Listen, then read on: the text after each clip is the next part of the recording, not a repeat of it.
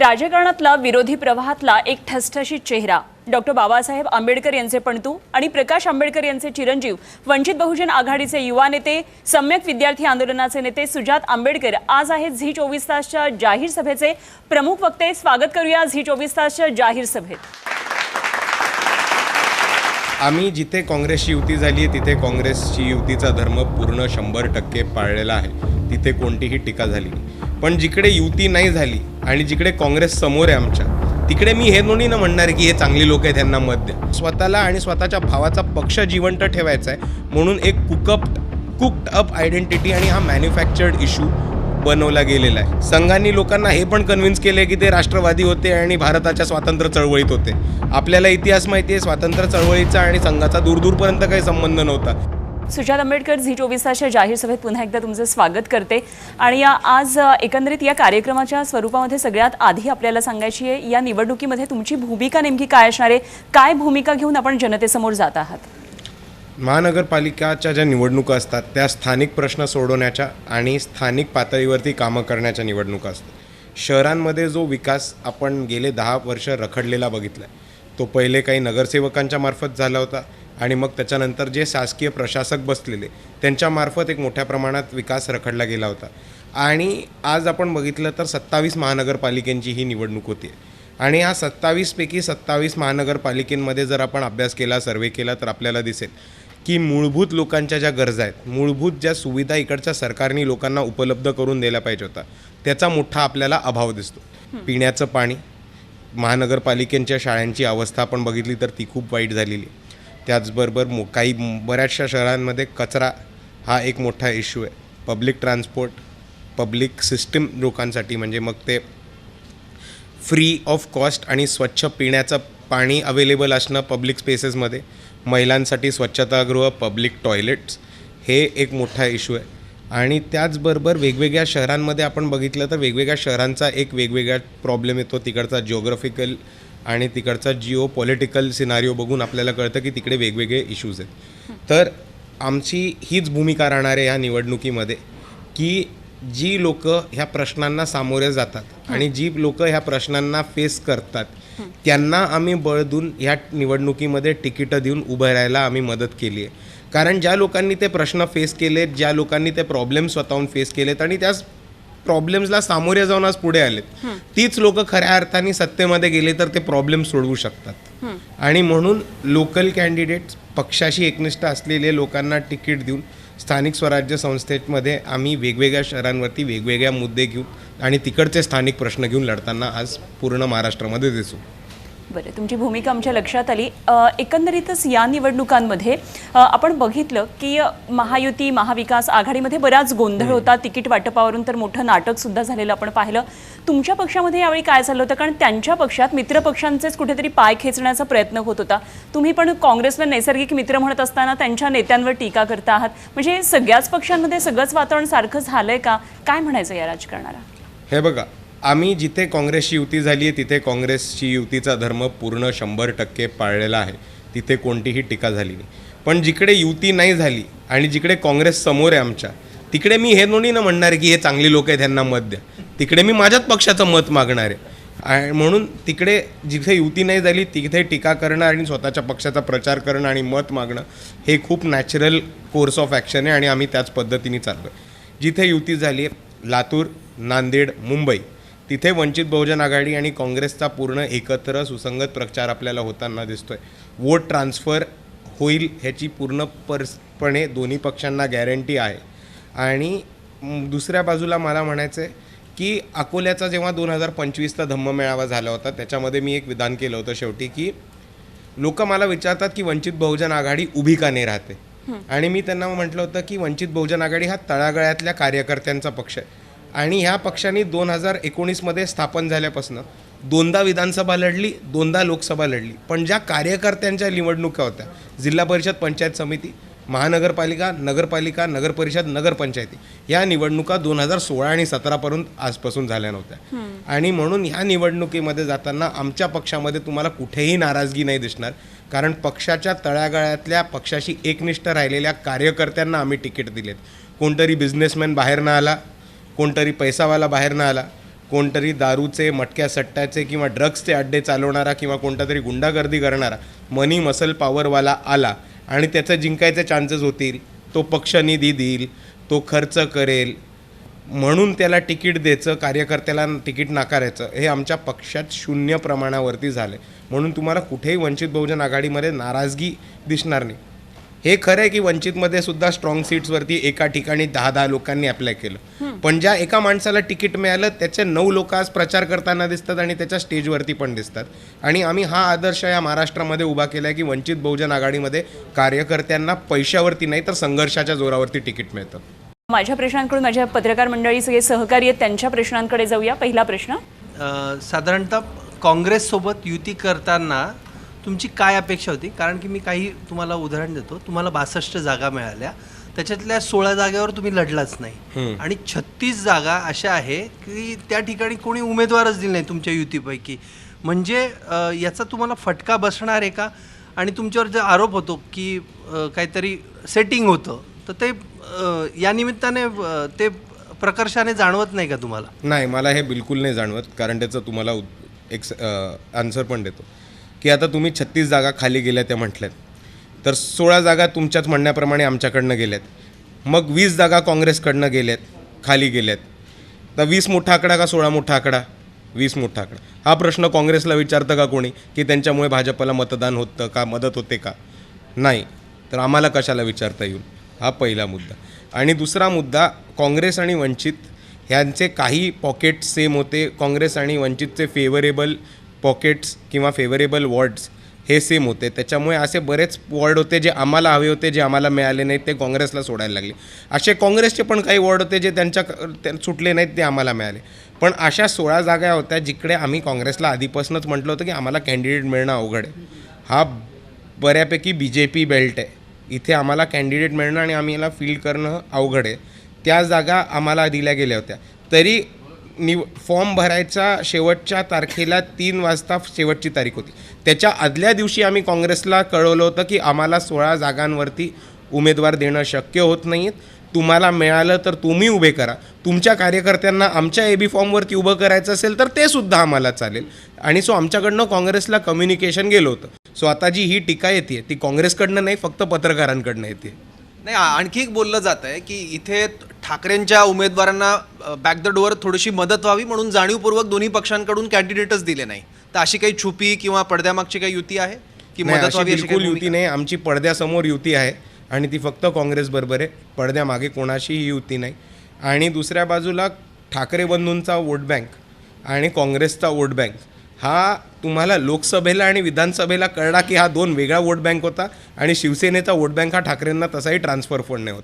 म्हणजे तुम्हाला छोटा डेटा घेऊन बोलायचं झालं तर ज्या बूथवरती मातोश्री बंगला आहे त्या बूथवरती वर्षा गायकवाडांना 17 का 18 मतं आहेत फक्त.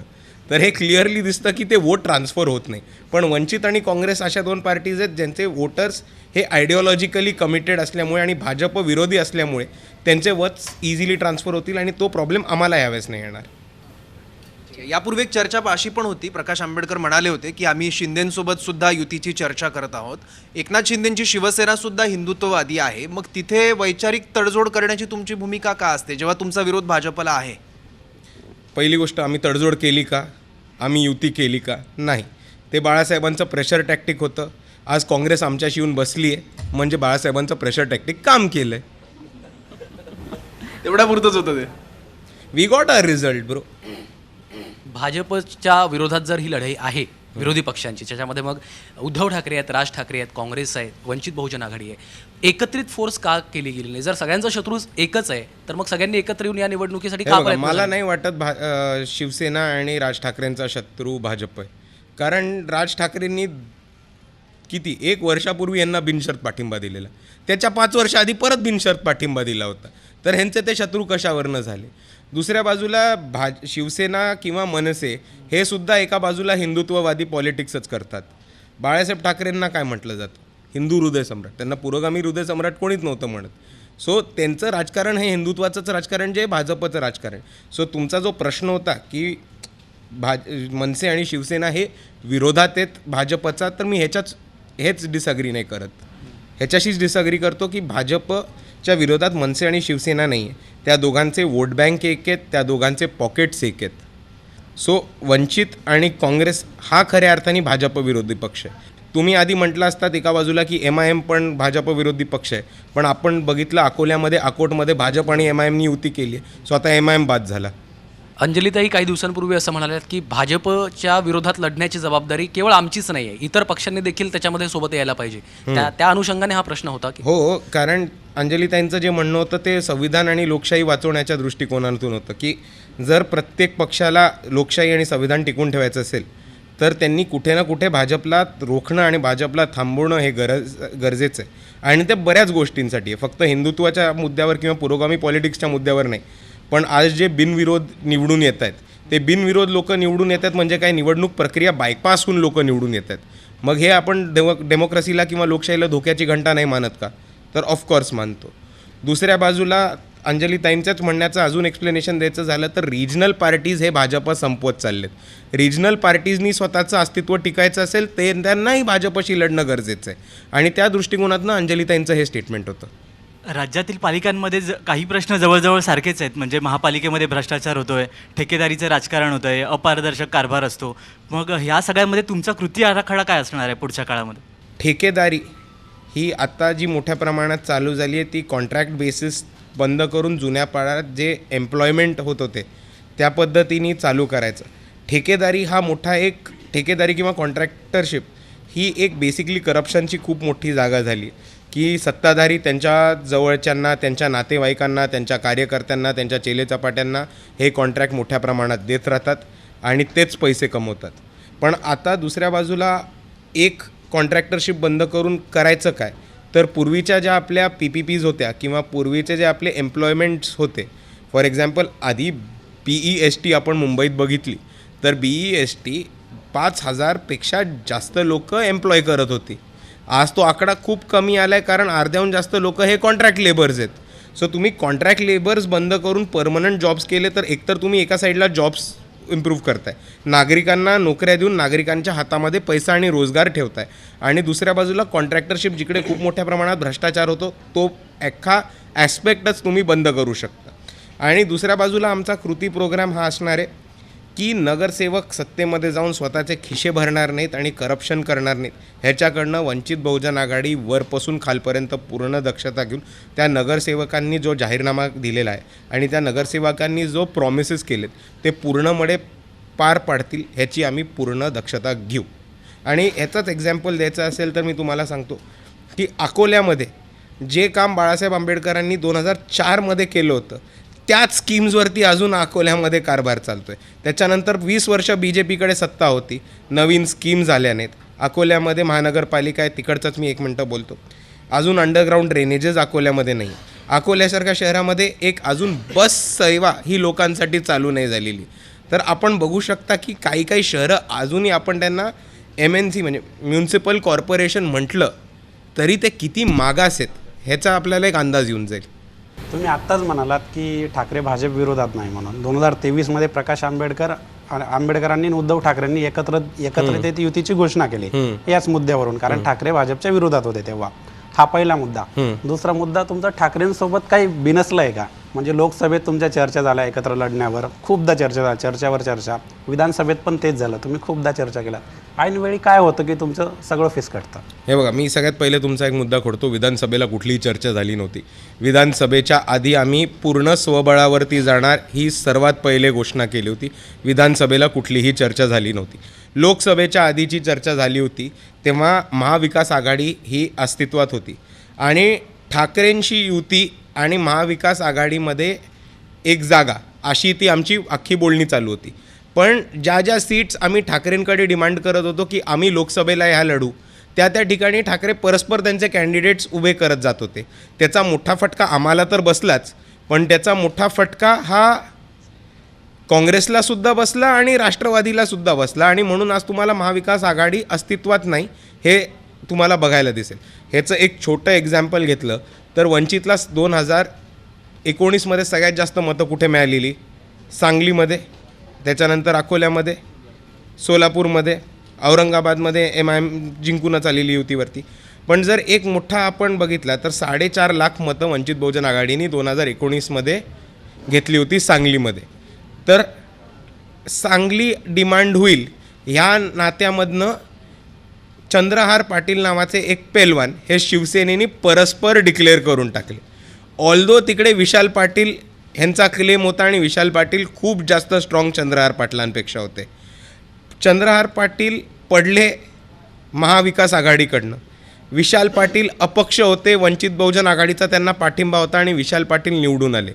तर हेच एक्झाम्पल तुम्हाला कळेल की जिथे जिथे स्ट्रॉंग कॅन्डिडेट्स होते किंवा जिथे जिथे शिवसेना लढायच्या कंडिशनमध्ये नव्हती तिकडे तिकडे फुकट सीट्स मागून स्वतःचे कॅन्डिडेट्स डिक्लेअर करून त्यांनी वंचितचं, काँग्रेसचं आणि NCPचं नुकसान केलं आणि ह्याच्यामुळेच ती युती आणि बोलणी फिसकटली आहेत असं तुम्ही समजू शकता. आता पण ठाकरे सकारात्मक होते तुम्हाला सोबत घेण्यासाठी, कारण संजय राऊत बोलले की काँग्रेस आणि वंचितने आमच्यासोबत यावं. ते अनेकदा पत्रकार परिषद बोलले राऊत असं. पण नेमकं आत्ता चर्चा झाली होती का तुमची? आता पण चर्चा नव्हती झाली एका बाजूला, आणि दुसऱ्या बाजूला मला असा अंदाज आहे, मला कन्फर्म नाही आहे, पण काँग्रेसला जो वाईट अनुभव विधानसभा आणि लोकसभेला आलेला त्याच्यावरनं बहुतेक दिल्लीमध्येच ठरलं आहे की यांच्याबरोबर बसायचं नाही. हा मी अंदाज बांधतो आहे, I don't know for a fact, पण माझा अंदाज बरोबर ठरेल. दुसरा महत्त्वाचा प्रश्न असा आहे की वंचित आघाडी जेव्हा बंदीत स्थापना झाली त्यावेळी बरेचसे सामाजिक कार्यकर्ते वगैरे सोबत होते बाळासाहेबांसोबत. VG कोळसे पाटील असून ते आपले वंजारी होते, बरेचसे होते, ते हळूहळू वेगळे झाले. तसंच बघायला गेलं तर भारिपचं जे अकोलामध्ये आमदार जे होते अगोदर तेही आमदार दूर गेले. तर काय कारण आहे वंचितबरोबर जे अगोदर जोडले गेलेले ते विचारधारेशी सोबत होते ते हळूहळू वेगवेगळे झालेत? BG कोळसे पाटील साहेब, न्यायमूर्ती BG कोळटे पाटील साहेब हे कधीही वंचित बहुजन आघाडीचा हिस्सा नव्हते. ते एक समर्थक होते, आमच्या सर्वांचे मार्गदर्शक होते आणि ते आजही आहेत.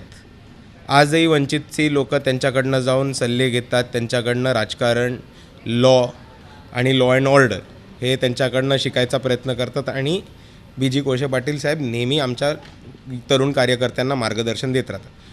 आणि इतर लोक जे गेले ती लोक प्युअर पॉलिटिकल हेतूनी बाहेर पडलेली. काही लोकांना MLC कबूल झालेली, काही लोकांना आमदारकी कबूल झालेली, काही लोकांना राज्यसभासुद्धा कबूल झाली. त्यातल्यापैकी कोणाला काहीच मिळालं नाही ही गोष्ट वेगळी. पण आता प्रत्येक पक्षामधनं लोक प्रॉमिसेस देऊन बाहेर पडतात, प्रत्येक पक्षामधनं लोक सोडून जातात आणि त्याच वंचितमध्ये झाले. पण वंचितमध्ये जितकं आउटगोईंग झाले त्याच्याहून खूप जास्त इनकमिंगसुद्धा वंचितमध्ये झालेलं आहे. सो ते नॅचरल पॉलिटिकल प्रोसेस आणि संघटना आणि पार्टीचा वाढ ह्याच्यामधले प्रोसेस होते. कारण जोपर्यंत काही जुनी पानं गळत नाहीत तोपर्यंत नवीन पानं येत नाहीत. हा त्याचाच लाँग टर्म पॉलिटिकल मूव्हमेंट, चळवळ आणि संघटन बळकट करण्याचा भाग होता.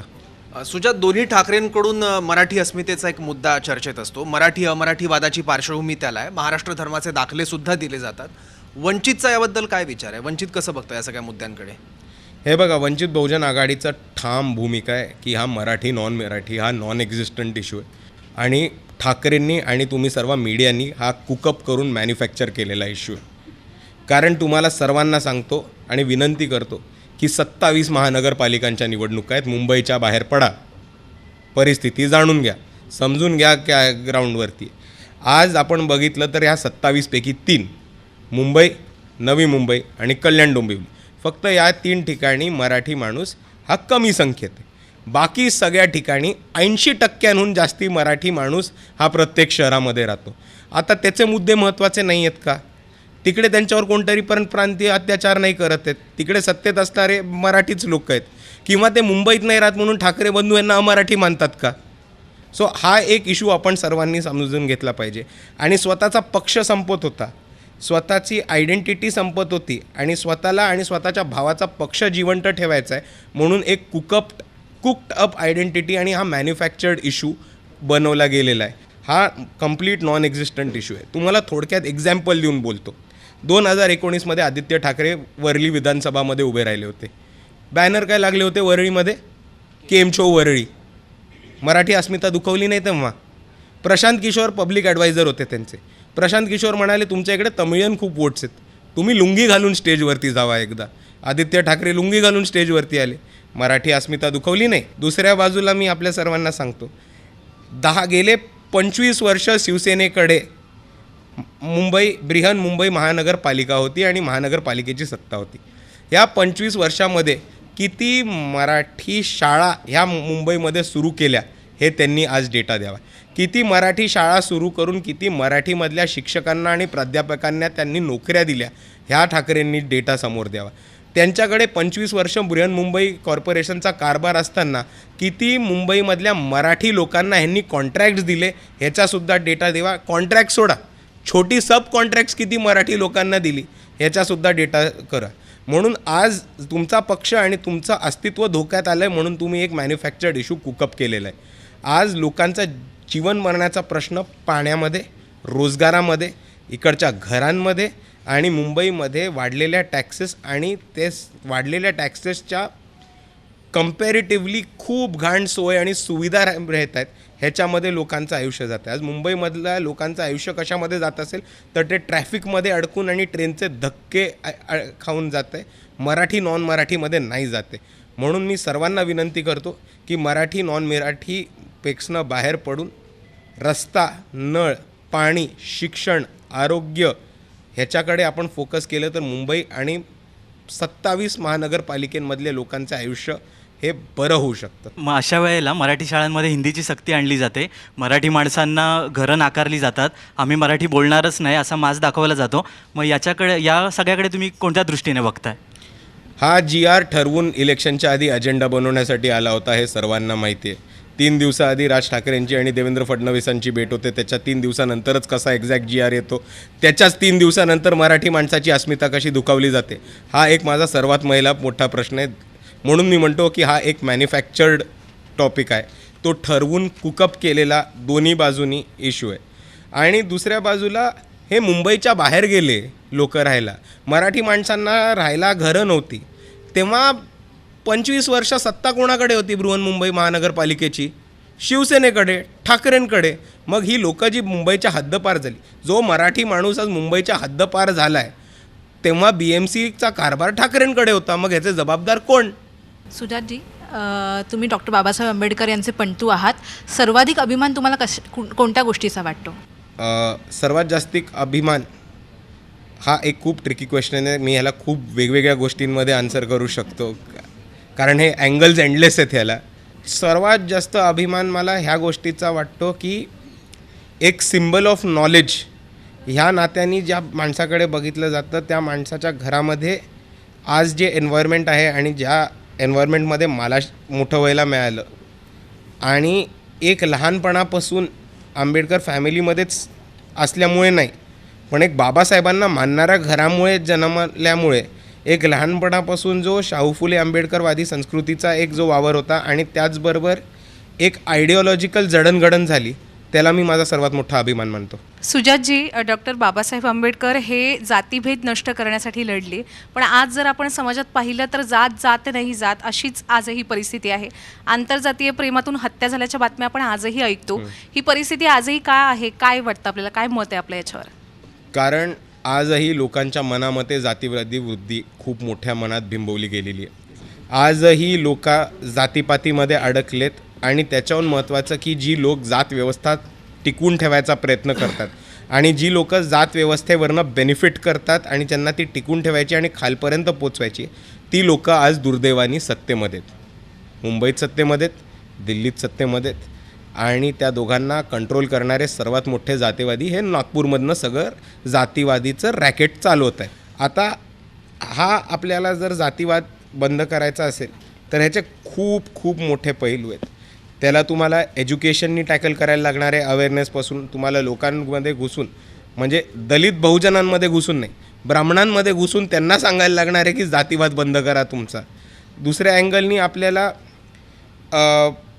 अजून लॉ एन्फोर्समेंट म्हणा किंवा पॉलिसी इंटरव्हेन्शननी अजून सरकारला जात व्यवस्थेला आटोक्यात आणून जाती अत्याचार आटोक्यात आणणं शक्य आहे. आणि त्याचबरोबर मी नेहमी हा प्रश्न नेहमी अनुषंगाने म्हणतो की आजही आपण जर सोशल मीडियावरती गेलात तर एक खूप मोठा वर्ग आपल्याला व्यक्त होताना दिसतो की रिझर्वेशन्स का पाहिजेत. आणि ह्या सगळ्या लोकांना मी तुमच्याच प्रश्नातनं उत्तर देतो की जोपर्यंत जात नाही तोपर्यंत रिझर्वेशन्स ह्या देशाची गरज राहणार आहे, हे आपण सर्वांनी समजून घ्या. इकडच्या जातीवाद्यांनी त्यांची जात सोडली तर इकडचे बहुजनवादी त्यांचे रिझर्वेशन एक वेळ सोडतील, पण जोपर्यंत जात संपत नाही तोपर्यंत आम्ही रिझर्वेशन सोडत नाही. सध्याच्या निवडणूक प्रक्रियेवर आणि EVMवर खूप प्रश्नचिन्ह निर्माण होत आहे. तर तुमचं काय मत आहे? आत्ताची ही निवडणूक प्रक्रिया फेअर आहे आणि जी पूर्वी होती बॅलेट पेपर तर ते असायला हवं होतं का? मी पहिल्यापासून चालू करतो की ही निवडणूक फेअर आहे का, तर बिलकुल नाही. मतदानाला 5 दिवस राहिलेत तरी मी आपल्याला सांगतो की 60 लोक बिनविरोध निवडून आलेत. तर मतदानाच्या 5 दिवसच आधी 60 लोक निवडून आले तर इलेक्शन फेअर कशी, हा माझा पहिला प्रश्न राहतो. दुसरी गोष्ट, EVMवरती आमचा कधीच भरोसा नव्हता. 2004मध्ये सगळ्यात पहिले आंदोलन बाळासाहेब आंबेडकरांनी EVM विरुद्ध केलेलं आणि 2024च्या निवडणुकीनंतरसुद्धा बाळासाहेब आंबेडकरांनी एक याचिका सुप्रीम कोर्टमध्ये आणि हायकोर्टमध्ये दाखल केली होती आणि आमच्या सर्वांचं ठाम म्हणणं आहे की EVM रद्द होऊन परत एकदा बॅलेट पेपरवरती निवडणूक झालीच पाहिजे. सुजात, तुम्ही छत्रपती संभाजीनगरमध्ये तुमच्या नेतृत्वात संघावर बंदी आणण्यासाठी मोठं आंदोलन केलेलं होतं, पण त्यानंतर संघानं जोरकसपणे एक मांडणी सुरू केली की डॉक्टर बाबासाहेब आंबेडकर यांच्यासोबत संघाची कशी जवळीक होती त्यासाठी एक दाखला दिला. 1940मध्ये कराडमधल्या संघाच्या शाखेला बाबासाहेब आंबेडकरांनी भेट दिली होती आणि त्यानंतर आंबेडकरी चळवळीतले काही नेत्यांसोबत सुद्धा संघाच्या काही जणांची कशी जवळीक होती. तर या मांडणीकडे तुम्ही कसं बघता आणि तुमच्या आंदोलनाचा सुद्धा राष्ट्रीय स्वयंसेवक संघाने फायदा करून घेतला आहे का स्वतःसाठी? आम्हाला असं नाही वाटत की त्या आंदोलनाचा संघाला काय फायदा झाला आहे, पण मी तुम्हाला एक गोष्ट सांगतो की संघ खोटं बोलण्यात एक्सपर्ट आहे. खोट्याचं जाळं कसं उभं करायचं हे कोणीतरी संघाकडनं शिकावं. ते तुम्ही जे कराडचा रेफरन्स दिला आहे ह्याची मला कोणीतरी एकाने ऑफिशियल डॉक्युमेंट किंवा पुरावा द्यावा, हे मी तुमच्या चॅनलमार्फत सगळ्यांना ओपन चॅलेंज देतो. दुसरी गोष्ट, संघ नेहमी खोटं बोलत आलं आहे आणि फॉल्स नॅरेटिव्हनी आणि लहानपणापासून लोकांना खोटं बोलून ब्रेनवॉश करून जे शाखेमध्ये मोठे प्रॉडक्ट्स येतात त्याचा हा परिणाम आहे. संघांनी लोकांना हे पण कन्व्हिन्स केले की ते राष्ट्रवादी होते आणि भारताच्या स्वातंत्र्य चळवळीत होते. आपल्याला इतिहास माहिती आहे, स्वातंत्र्य चळवळीचा आणि संघाचा दूरदूरपर्यंत काही संबंध नव्हता, ते तर ब्रिटिशांचे हस्तक होते. तरी आज त्यांनी हा नॅरेटिव्ह खालपर्यंत पोचवला आहे ना की ते राष्ट्रवादी आहेत, ते भारताच्या स्वातंत्र्यासाठी लढले होते.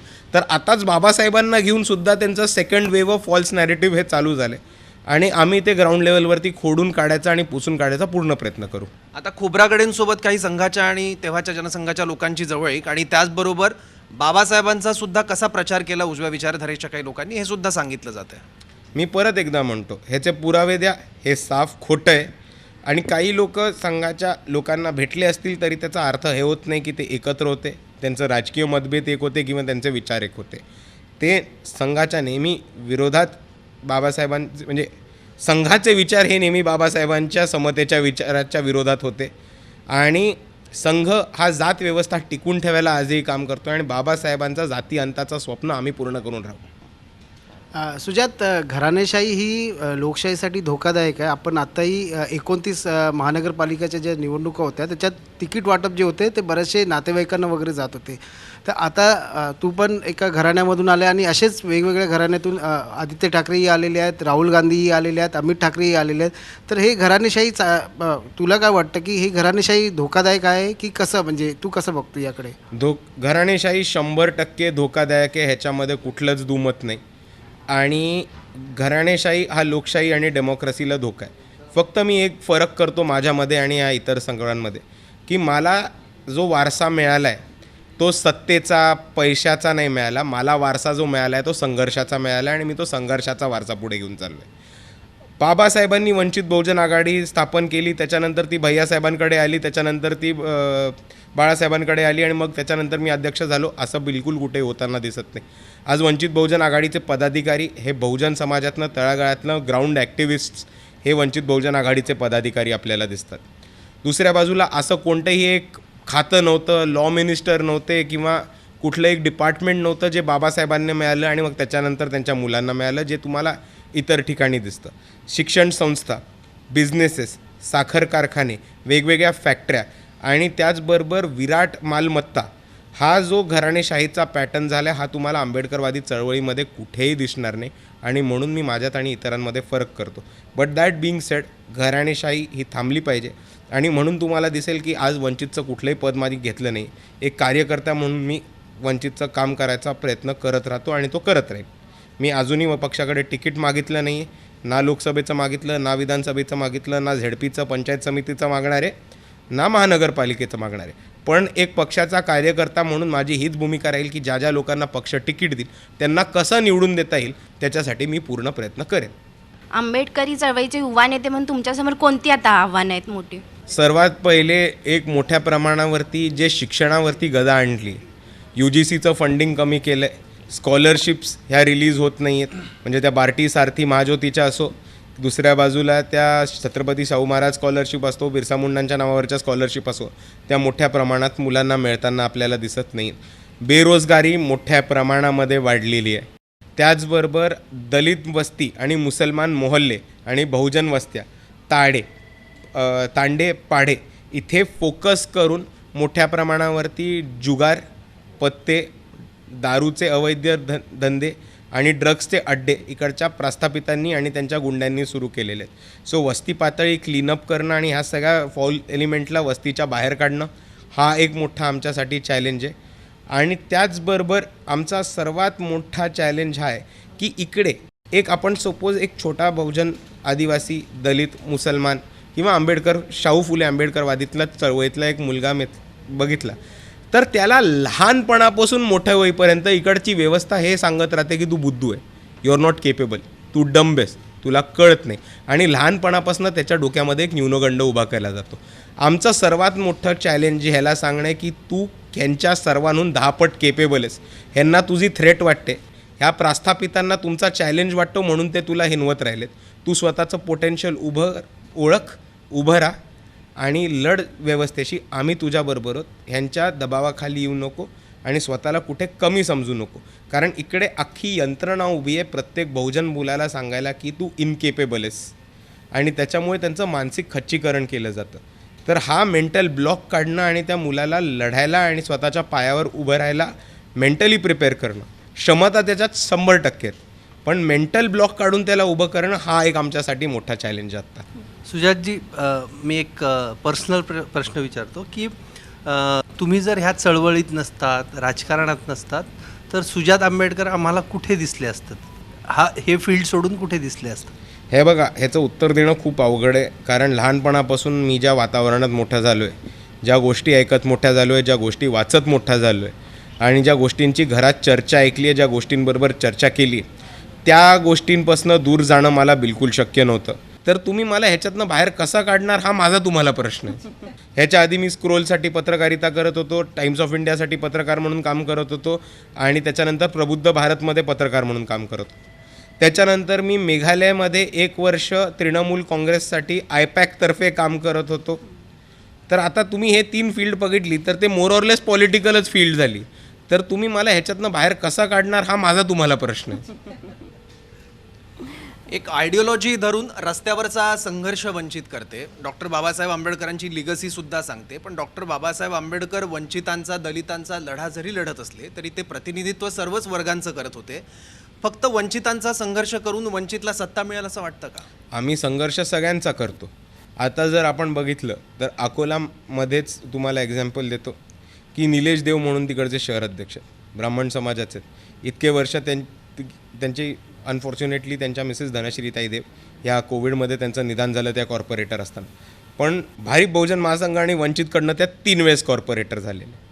त्याचबरोबर आम्ही बहुजन समाज, आदिवासी समाज, गरीब मराठे, श्रीमंत मराठे नाही, रयतेचे मराठे, छत्रपतींचे मराठे ह्यांना बरोबर घेऊनच चालतो आहे आणि आम्ही सर्व घटकांना घेऊन चालतो आहे. आणि त्याच्यापेक्षा मी वंचितची डेफिनेशन मोठी करतो की आपण जातीच्या पुढे जाऊन ज्या ज्या लोकांना इकडच्या व्यवस्थेने वंचित ठेवले, सोयी सुविधांपासून, ॲम्युनिटीजपासून आणि त्यांच्या मूलभूत हक्कांपासून आणि गरजांपासून वंचित ठेवले, त्यांना आम्ही वंचित म्हणतो. आणि त्या सगळ्यांचं प्रतिनिधित्व करणं आणि त्या सगळ्यांसाठी लढणं ही आमची जबाबदारी. बाबासाहेबांची लेगसी तुम्ही पुढे चालवताय, विचार पुढे घेऊन जातात. तर महत्त्वाचा प्रश्न की बाबासाहेब आंबेडकर बऱ्याचदा खूप फेमस कोट आहे त्यांचं की काँग्रेस हे जळतं घर आहे. आणि असं असताना दुसरीकडे तुम्ही वंचित आघाडी मुंबईसहित बाकीच्या ठिकाणी काँग्रेसबरोबर आघाडी करते, तर हे विरोधाभास होत नाही का? आम्ही 3 ठिकाणी केली ना. त्या घराचा जो भाग जळत नव्हता तिकडे युती केली, बाकीच्या ठिकाणी नाही केली युती. तिशीतला एक तरुण म्हणजे सोपं सांगायचं, बेडरूम हॉल किचन जळतंय, आम्ही वरंड्यामध्ये युती केली. तिशीतला एक तरुण जो बाबासाहेबांचा वारसा सांगतो, तळागाळात जातो, पालिकेपासून देशाच्या राजकारणापर्यंत अगदी स्पष्टपणे आपलं मत मांडतो तुमच्या रूपाने. आणि दुसरीकडे तुमच्याच वयाची अशी बरीच तरुण मंडळी आहेत जी आता या वयामध्ये स्वतःचं करिअर करतायत, संसाराला लागल्यात. या सगळ्याकडे बघताना तुम्ही तुमच्या वैयक्तिक आयुष्याकडे कसं बघता? मला टाईमच नाही मिळत यार वैयक्तिक आयुष्याकडे बघायला. पण आईबाबांशी काहीतरी बोलणं होत असेल तुमचं? आता गेले 3-4 महिने आईबाबांशी जितकं बोलणं झालं आहे ते राजकीयच बोलणं झालं आहे. कारण खरं सांगायचं तर महानगरपालिका, त्याच्या आधीचे दौरे, त्याच्या आधी नगरपालिका नगरपंचायतीचे दौरे, ह्याच्यामधनं असे गेल्या 4-5 महिन्यामध्ये असे मोजून हार्डली 3-4 दिवस असतील जेव्हा मी, आई आणि बाबा तिघंही घरी होतो. सो ते बोलणं झालंच नाही आहे. पण तुम्ही प्रश्न विचारला, आईबाबांनी टॉपिक नाही चालू केला पाहिजे यार. बरं सुजातजी, तरुणांच्या वतीने तरुण नेतृत्वाला एक प्रश्न. आज जी आपण राजकारणाची परिस्थिती पाहतो, याच्यात आत्ता तरुणांनी करिअर करावं का राजकारणात, आणि का तरुणांनी राजकारणात येण्याची आज आवश्यकता आहे? तरुणांनी ॲक्च्युली राजकारणाकडे बघितलं पाहिजे आणि आलं पाहिजे. कारण आज तरुणांची गरज राजकारणाला आहे. एक फ्रेश आयडियाज, नवीन आयडियाज, आणि त्याचबरोबर आज जे जनतेचे आणि तरुणांचे प्रश्न आहेत ते कुठेतरी मेनस्ट्रीममध्ये येऊन ते रिप्रेझेंट झाले पाहिजेत. आणि तरुणांची जी लिस्निंग आणि अंडरस्टँडिंग कपॅसिटी आहे बदलत्या जगाची, ती कुठेतरी सत्तेमध्ये रिप्रेझेंट झाली पाहिजे आणि पॉलिसी मेकिंगमध्ये ती कुठेतरी दिसली पाहिजे.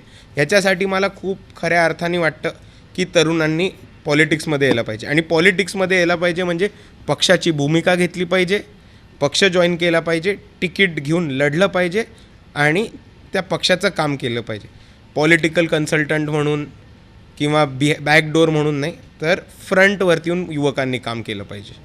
सुजात, औपचारिक गप्पा आणि सगळ्या माझ्या पत्रकार मित्रमैत्रिणींच्या ज्या सगळे प्रश्न होते ते आपण अगदी छान अटेम्प्ट केले. सगळ्या प्रश्नांची दिलखुलास उत्तरं दिली. आता आपण एका वेगळ्या सेगमेंटकडे जाऊया. एक अनौपचारिक गप्पांचं हे सेगमेंट आहे आणि त्यासाठी मी इथं आमंत्रित करते माझी सहकारी ईशाला. सुजातजी, पत्रकारांच्या प्रश्नांची उत्तरं तर आपण दिलेलीच आहेत, पण तरीही आता आम्हाला तुमच्या मनातली गोष्ट जाणून घ्यायची आहे. सुरुवात करूया आमच्या पुढच्या सेगमेंटला, मन की बातला. खरं तर वादन आणि आपलं नातं फार जवळचं आहे, हे काही वेगळं सांगायला नको. त्यामुळे आज आम्ही या ठिकाणी वेगवेगळी वाद्य निवडलेली आहेत. ते विशिष्ट वाद्य पाहून तुमच्या मनात कोणता राजकीय नेता येतोय, कोणता राजकीय पक्ष येतोय किंवा प्रसंग येतोय हे तुम्हाला आम्हाला सांगायचं आहे. अट एवढीच आहे की हे सगळं रॅपिड फायर होणार आहे, झटपट होणार आहे. पहिलं वाद्य आहे बासरी, अतिशय मधुर. आत्ता असं राजकारणात कोणी राहिलं नाही जे खूप मधुर बोलू शकतं. डमरू, जो अलर्ट करतो, महादेवांचा डमरू. हे ॲक्च्युली इलेक्शन कमिशनचं काम असलं पाहिजे, जे होताना दिसत नाहीये. ढोल, जो सगळ्यांना जागा करतो. आता मी म्हणेन वंचित बहुजन आघाडी, कारण या निवडणुकीमध्ये प्रस्थापितांची झोप. नगरपालिकेमध्ये जो रिझल्ट आणला आणि महानगरपालिकेमध्ये जो प्रचार चालू आहे त्याच्यामुळे खऱ्या अर्थाने आज वंचित बहुजन आघाडीने झोप उडवलेली आहे. ताशा, जो सुरुवात करतो आणि मग सगळे वाचतात. देवेंद्र फडणवीस. का बरं? ते अजेंडा पेटवून देतात आणि मग इतर प्रस्थापित राजकीय नेते त्याच्यावर पळत राहतात. पिपाणी, कोण कोणाची पिपाणी वाजवतं? आता हा इंटरेस्टिंग पक्ष आहे, कारण आपल्याला प्रत्येक पक्षामध्ये दुसऱ्या पक्षाची कोणतरी पिपाणी वाजवताना दिसतात. म्हणजे संजय राऊत ते शिवसेनेमध्ये राहून शरद पवारांचं करताना दिसतात, किंवा आता केसरकर ते शिंदे सरांबरोबर राहून ते भाजपचं करताना. सो ते प्रत्येक पक्षामध्ये एक स्वतःची पिपाणी आहे इन हाऊस. तबला, तबला खरं तर सगळ्या रसांमध्ये मिसळून जातो. मग तो करुण रस असो किंवा शृंगार रस असो, सगळ्या रसात मिसळणारा असं हे वाद्य आहे. तबला ॲक्च्युली साथ द्यायला पण असतो, पण दुसऱ्या बाजूला जर तुम्ही म्हटला की जो सगळ्या ह्याच्याबरोबर हे मिसळू शकतो, तर मी म्हणेन उभाटा. कारण गेल्या 3-4 वर्षामध्ये त्यांनी भाजपबरोबर युती केली आहे, काँग्रेसबरोबर युती केली आहे, राष्ट्रवादीबरोबर युती केली आहे आणि आता मनसेबरोबर युती केली आहे. तर गाणं कुठले असो, जॉनर कुठले असो, ते जाऊन वाजतात. हार्मोनियम, जिचे सूर फार ऐकावेसे वाटतात कानांना. हार्मोनियम ॲज सच मी कुठल्या पक्षाशी किंवा नेत्याशी नाही जोडणार, पण हार्मोनियम जर एका इन्सिडेंटशी जोडायचा झाला तर आपण तो हार्मोनियम आत्ताच्या होणाऱ्या निवडणुकींशी जोडू शकतो, कारण प्रत्येक ठिकाणून एक वेगळे नोट ऐकू येतो आणि प्रत्येक ठिकाणी एक वेगळ्या गोष्टी चालू असतात. अगदी गिटार स्टायलिश आणि जरा रोमॅन्टिक. मी गिटार हे RSS म्हणेन, कारण RSS खऱ्या अर्थाने इकडची पाश्चात्य संस्कृती आहे. हार्मोनिका माउथ ऑर्गन जी फक्त तोंडानेच वाजते. संजय राऊत इकडे आहे. नगारा जो जाग म्हणजे लोकांना झोपेतून जाग करतो किंवा दवंडी पिटवण्यासाठी वापरला जातो. मी एका संघटनेचं नाव घेईन. गोर सेना म्हणून एक बंजारा समाजाची एक संघटना आहे आणि नगाडा त्यांच्यामध्ये एक महत्त्वाचा सिंबल राहतो, म्हणून मी गोर सेना म्हणून. ढोलकी जी दोन्ही बाजूंनी बडवली जाते. मनसे काय इकडनं भाजप वाजवत आहेत, तिकडनं उभाटा वाजवत आहेत. पुढचं वाद्य ड्रम. ड्रम्स कोण आठवतं तुम्हाला ड्रम्स मधून? मी स्वतःचं नाव घेईन ना. अगदी खूप खूप आभार, तुम्ही खूप छान उत्तरं दिली. आता या कार्यक्रमाची पुढील सूत्र अनुपमा यांच्याकडे. सुजात, आज तुम्ही झी 24 तासच्या जाहीर सभेत आलात, सगळ्या प्रश्नांची उत्तरं अगदी मनमोकळेपणानं दिली, दिलखुलासपणे दिलीत. खूप खूप आभार.